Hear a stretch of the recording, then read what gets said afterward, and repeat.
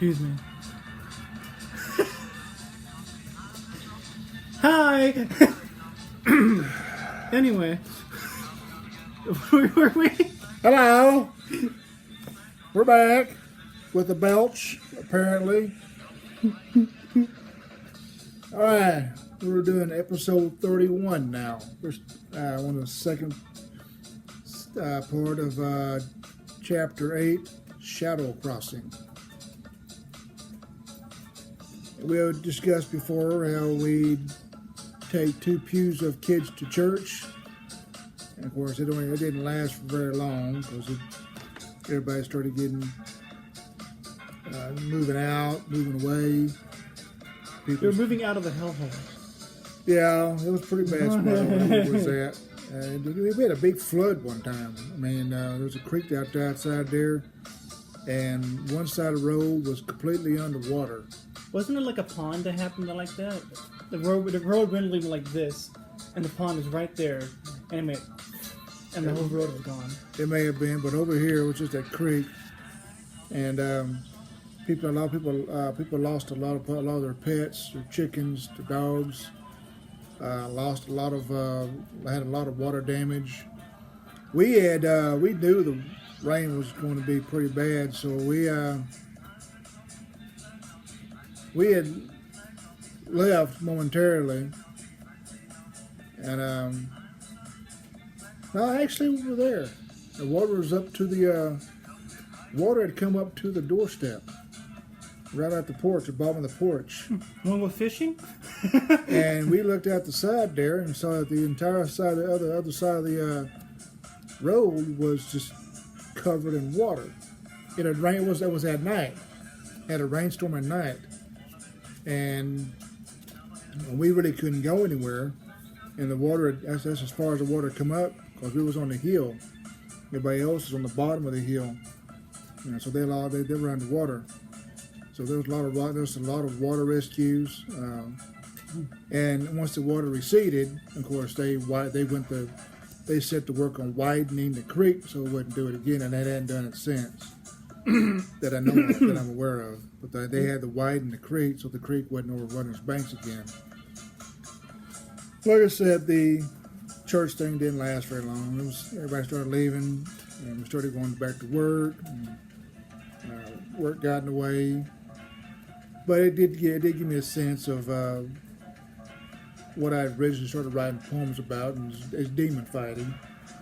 And so I wrote the next 3 poems. This next compilation of poems is about fighting demons, and that's kind of been my. That's a game coming out that does that. Yeah. There's a game coming out like No Rest for the Wicked. No Rest for the And Wicked. you're like a holy warrior fighting demons and shit. Mm-hmm. So that actually looks cool. Maybe they got the idea from me. Who knows? I need a patent for it, though. That's not right. You Anyway. get a check in the mail for like $10 million. That'd Fuck be yeah. nice, but I tell you what. Well, that'd be great. But I also came up with the Walk of Death 2, Soul Relinquished. And you'll see the transition from the original Walk of Death to Walk of Death 2. And there's a reason why I wrote the sequel to it. It's going to give you an idea of how I've changed and how I've matured, how I've grown, how my poems have took on new different meanings and stuff. So this next compilation, I think there's about 3 of them. And we're going to start off reading these poems here. The first one's going to be called Battle. And of course, again, people say, "Oh, you can't do your novels or your poems in one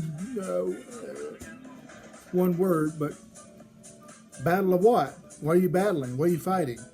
So it is Everything.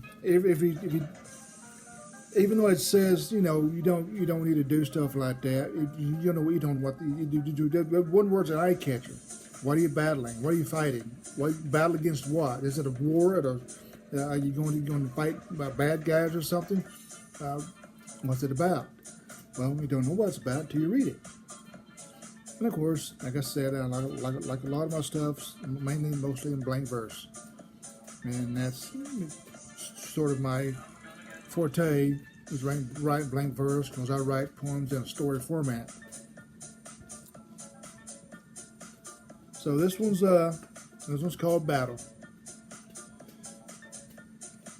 Sitting in a pew at a local church, a young man contemplates on giving up or going forward.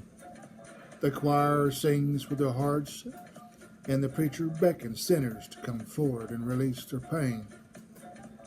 After a few moments, the young man rises to his feet and makes his way down the aisle to the altar. The preacher places his oiled hand on his forehead and begins to pray. The young man at first was afraid, but soon his hands were in the air. The preacher made haste and prayed with more intensity. The young man began to tremble and to buckle at the knees. Objects around him began to vibrate, and a soaring wind began to blow. The preacher, startled, held his ground, for he knew if he let go, it would be over. The young man fell to his knees, cringed in pain, and the preacher stepped back a bit, but still praying with extreme emotion. Suddenly, the young man hollers out as he fell on his back, and the red flame of a screaming deity shatters the windows of the church as it fled. The scene silenced. The battle, for now, was won, as a beautiful light embraced the young man. Battling demons, huh? Mm-hmm. Now here's the other one. Here's that Walk of Death 2, Soul Relinquished. You remember Walk of Death 2 was just pure hidden hatred, hidden anger, wanting to be violent in nature.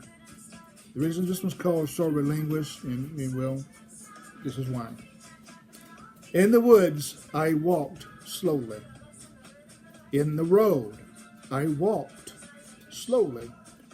Anywhere I went, I walked slowly. My eyes were burnt, my body tense. My anger would have been the death of me. But now to the grateful altar, I walk slowly. And now I walk the solemn walk of faith.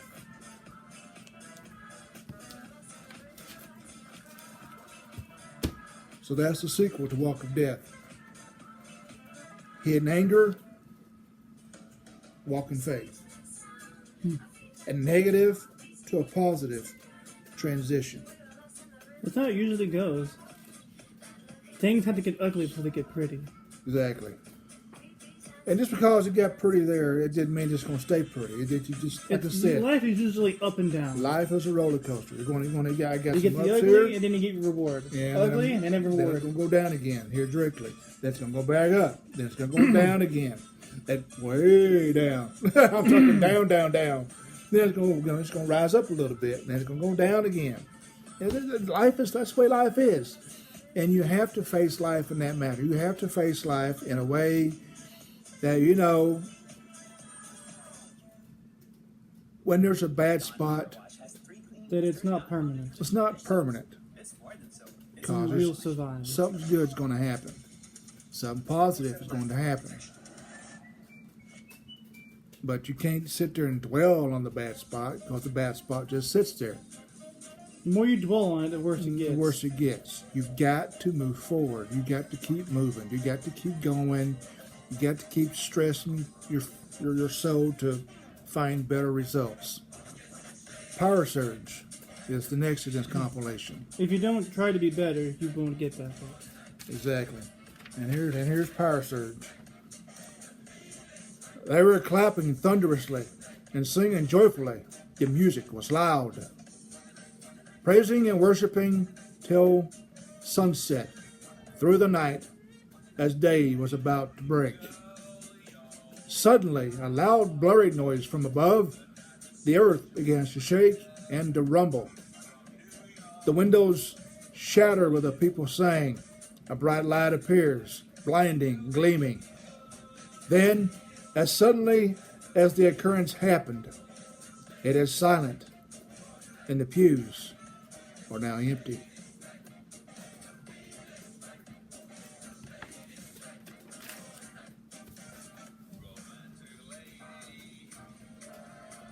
What's your idea about that? I don't know. Suddenly it's silent and the pews are now empty. You had a loud blaring sound.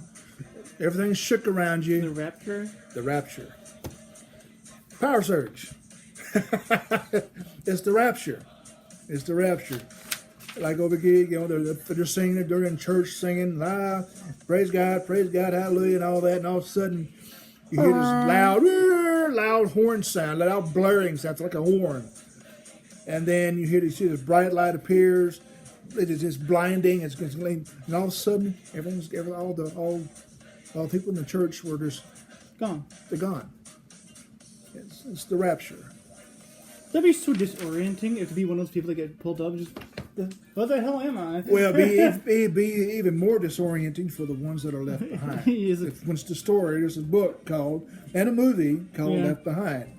Imagine them seeing this bright light, and all of a sudden, all these figures start disappearing, and you're left sitting there like, Where's my turn? what the heck just happened here? Where'd everybody go? Especially if you're an atheist and you don't believe in. You're like, uh-oh. I was wrong. I was wrong. Maybe he does exist. But anyway, Yeah, they probably think it's aliens. that's my No. my poem dedicated to the rapture. So, in case you're wondering, that's Power Surge. Of course, with every up, there's a down.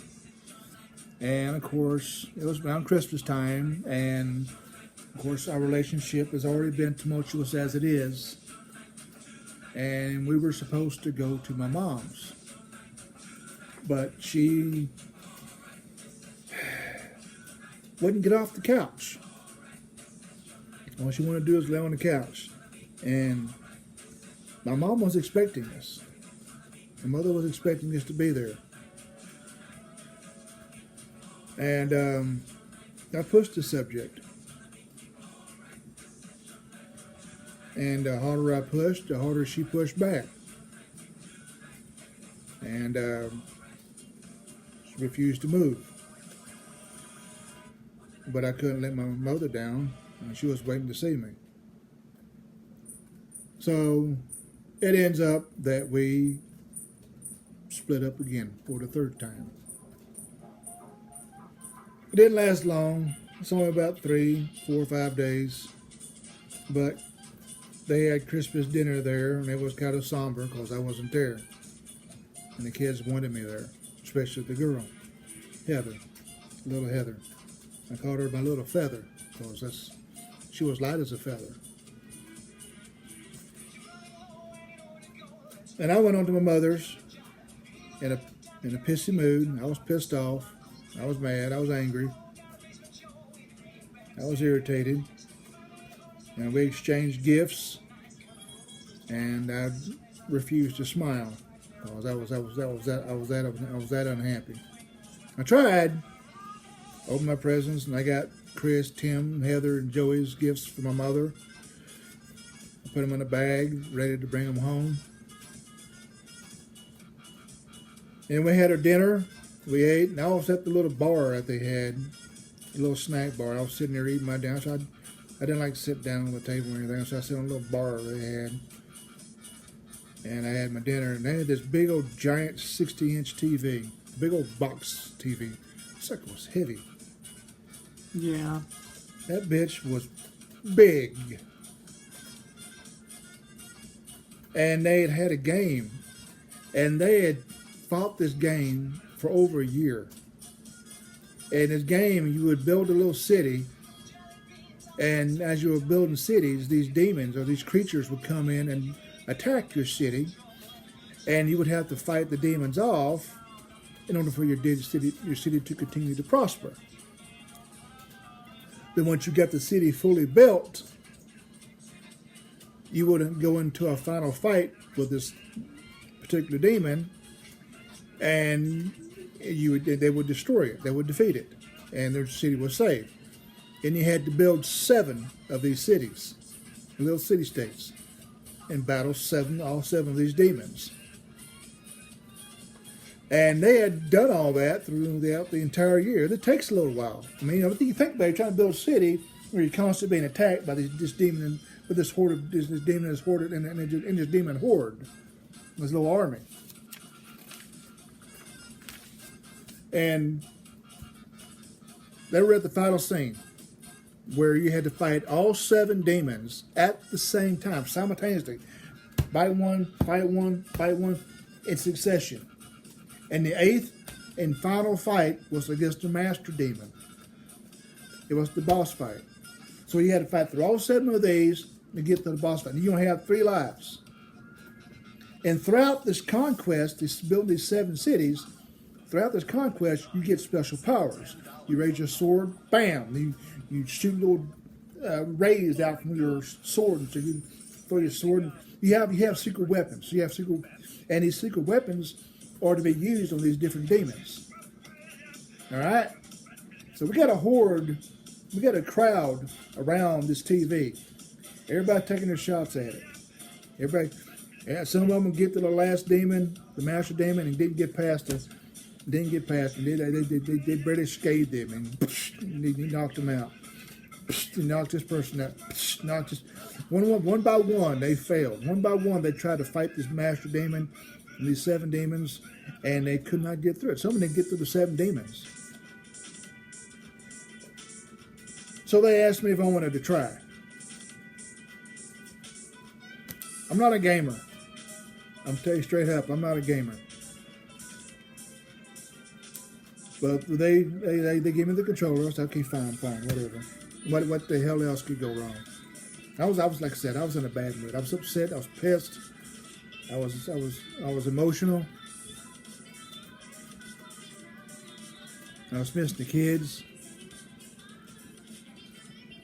And I sat down and I played this game. They showed me the controllers. This controller raises the sword, bam. This controller those rays from the sword. This controller does this. This part of the controller does this. And so I got on there. First round, I got through the first 7 demons. I got to the master demon. I had 1 life left. He had 1 life left. And there was this much life on both of ours. He got that last lick in. He said, "Yo, shoot! You almost got it. You almost did it. Try it again. You almost got it. You got further than anybody else did. No one else got that far. That's the furthest anybody's ever gotten. Try it one more time." Okay, fine. I'll try one more time. I tried it one more time. And again, we got down that little bit.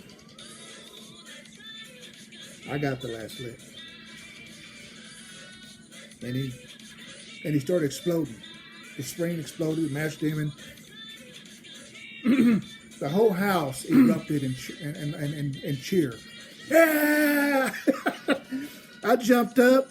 My head almost bounced off the ceiling. I was so excited. Because I never won anything. I never done anything like that. I never won nothing like that. That's the first time I've ever actually won something of that magnitude. "Do you need a Valium, sir?" "No, I'm good. I'm fine." Well, one of the guys said, one of our friends, he asked me and they didn't have the Valium. But Amy had her head turned, and as soon as she turned around, saw that master demon exploding, she jumped out of her chair, and she had a panic attack. She was so excited. But I beat the game for them. There was about 10 of them there, about 10, 12 people trying to beat that game, and none of them could do it. I got down there on my second try, And you beat him. And I beat him. What game was it? I forgot the name of the game to save my life, but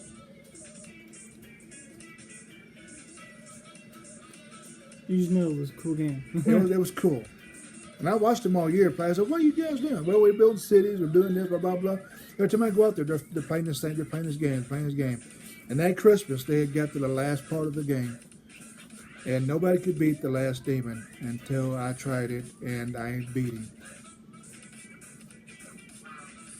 Now this day started off on a bad note, on a sour note, and to end it like that, of course, I had to write a poem about it.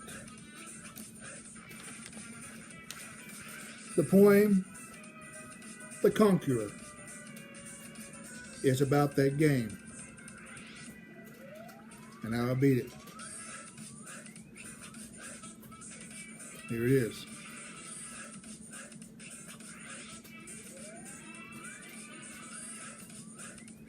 To face 7 demons I must. Only 3 lives I've been given. The final battle to begin, the long war about to end. The first 3 demons go down hard, did lose a single solitary life. The 4th, though, blasted me good. My first life gone, the 4th demon dead. The 5th and 6th were even mightier. My second life gone, but they too died. The master demon, the final stage. Back and forth we go, battling ferociously. Down to my last bit of strength, but, however, so is he to his. One more blow, the death of one will know. The master demon explodes. I hold my sword high in triumph.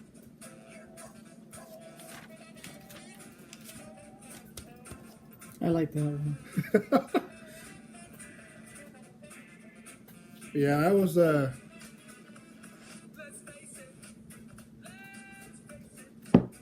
very emotional night, and to end it like that, it just a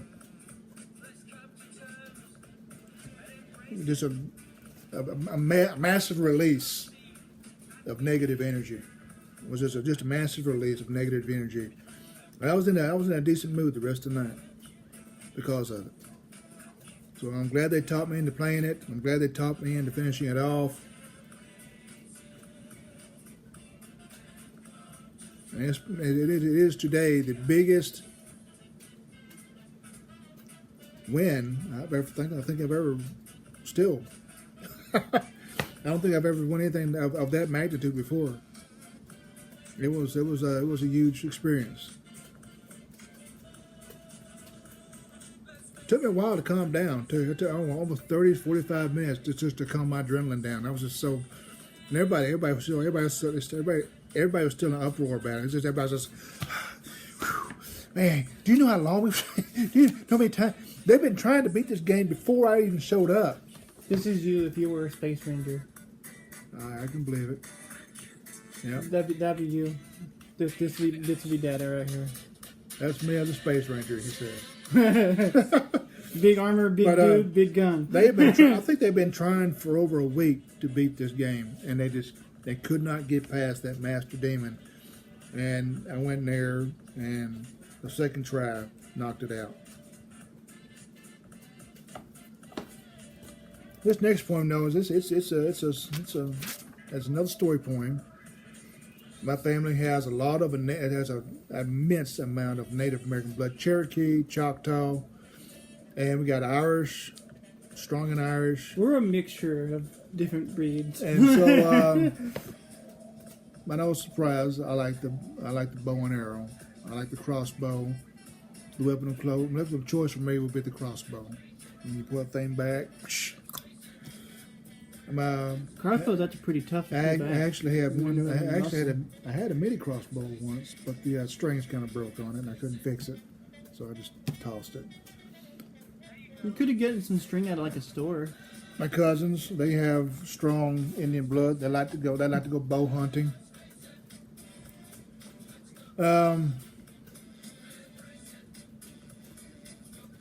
So I figured, since we're deep into this Native American stuff and this Irish folklore blood and all this mixture of everything, I figured why not write a point. Why not write a blank verse story about a group of bow hunters taking on bad guys?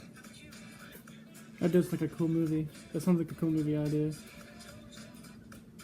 Bow and arrow, hunting knife, spear, mini cross, crossbow, and a hatchet. It's a group of cousins, and we go after a gang of thugs who are threatening to do us harm. But they don't expect us to come for them. So they was going to come after us, but we went after them in the story, in the poem. How the turntables.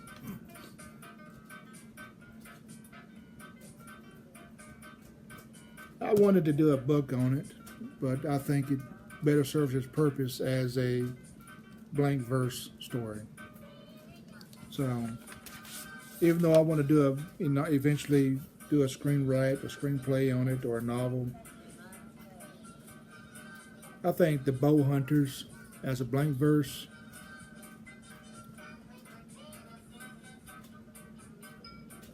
or story for it's in a different story. It's not blank verse actually. It's in a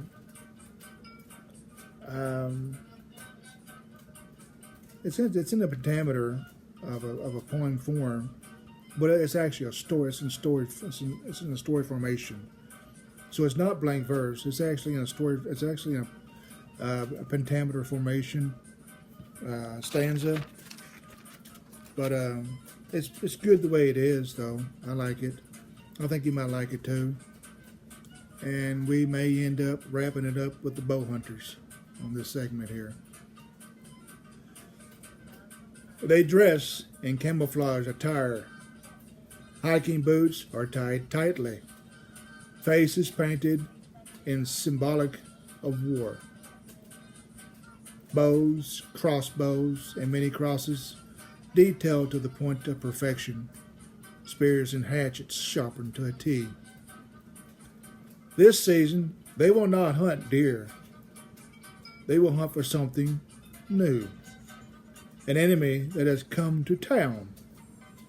They killed a longtime friend. They hurt a lovely young maiden and swore to kill the hunters one by one. The hunters did not take the threat lightly, for they are strong, brave, and courageous. They swear vengeance for the maiden. They soon set out on their hunting trip, their prey unknowingly awaiting them. They will face a new, more fierce challenge. Hunting season is soon to be open. Their prey, their enemy, will be surprised. They will soon know the true meaning of fear.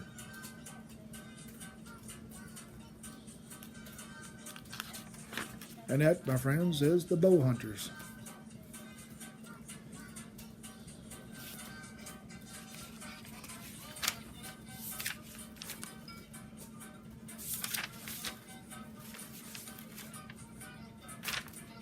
I think we have time for one more. So yeah, just do one more. I was going to wrap it up with that one, but we have a little bit time. We do one more. I just turned 27. Relationship we got, like I said, the breakup didn't last long. We're back together. Because when we got back, we talked about the thing. Still contemplating marriage. Still not there yet. And I was sleeping one night, and we were sleeping beside each other, and I woke up, and I almost felt real. But I was still dreaming. Dreams can get weird, man. It may have been a premonition of what was to come, or just purely how I felt when I went to bed that night. Either way you want to look at it, the dream just dwelt there until I wrote it down. So this poem was the actual dream that woke me up. And it would not go away until I wrote the thing down. It just dwelled there, and it eventually I just had to write the thing down, get it out of my head. And this was the dream. that woke me up from bed that morning. Twilight dream. I go to my room, lie down on my bed. I go to sleep, for I am very tired, so it didn't take long for me to drift. Sometime during the night, I awoke. My light had been turned on. For a moment, I pondered why my light was on. I noticed streaks of sunlight from the window. I looked out the window, but it was dark. Then I saw a reflection of me. It was as though I were looking at a mirror. I didn't understand this weird scene, as the strange feeling came over me. The image stared back at me and smiled. I stumbled backward and ended up on the floor. I climbed back up using the rail of the bed. I heard something, and I caught the remnants of a shadow. Then I hear the sound of sweeping. My light had been turned off again. Standing up now, facing my door, a beautiful woman stands in the doorway. Upon proclaiming her love for me, she fades away. Being bewildered, I just stand there. I turned to look at my bed. There was someone else lying there. Getting a closer look, what I saw was strange. The figure on the bed was me. Then I completely blacked out.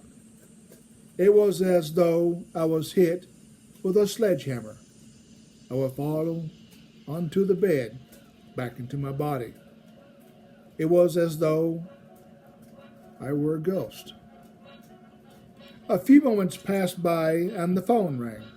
I felt odd and funny as I answered it. A woman on the other end, again proclaiming her love for me. The alarm sounded. I awoke.